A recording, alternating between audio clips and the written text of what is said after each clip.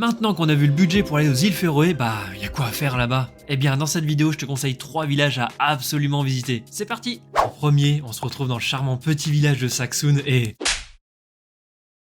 Waouh, ça envoie déjà du lourd, quelle claque. Ah, je sais pas si je vais l'assumer celle-là. Bon, quand je dis village, c'est peut-être un peu abusé parce qu'en réalité on y trouve uniquement une vieille ferme et une chapelle. Cependant, le vrai spectacle, c'est le cadre.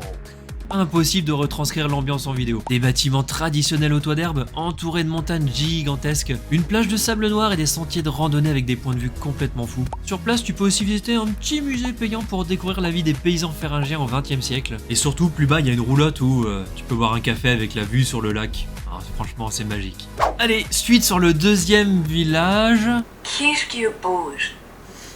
Et là, on change complètement d'ambiance. Et alors, ce village est tout simplement le plus historique des îles Féroé. On y retrouve des ruines de la cathédrale Saint-Magnus, si je me trompe pas, jamais terminée encore, et juste à côté, la plus vieille maison en bois encore habitée au monde qui date du XIe siècle. Ouais. Ici, pas besoin de faire grand chose. Tu te balades, tu prends le temps, et tu te rends compte que tu marches littéralement sur l'histoire des îles Féroé. Et enfin, impossible de pas parler de Gazaldour.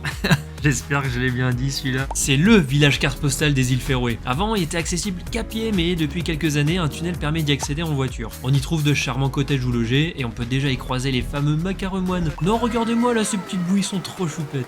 Et bien sûr, un petit chemin mène jusqu'à la cascade qui se jette littéralement dans l'océan. Clairement, c'est un des endroits les plus iconiques de l'archipel, c'est immanquable. Alors, quel est le village qui vous tente le plus? Moi, je vous conseille bien évidemment les 3, et bien plus encore sur ma chaîne. Alors n'hésite pas à t'abonner pour plus de contenu. Allez, ciao!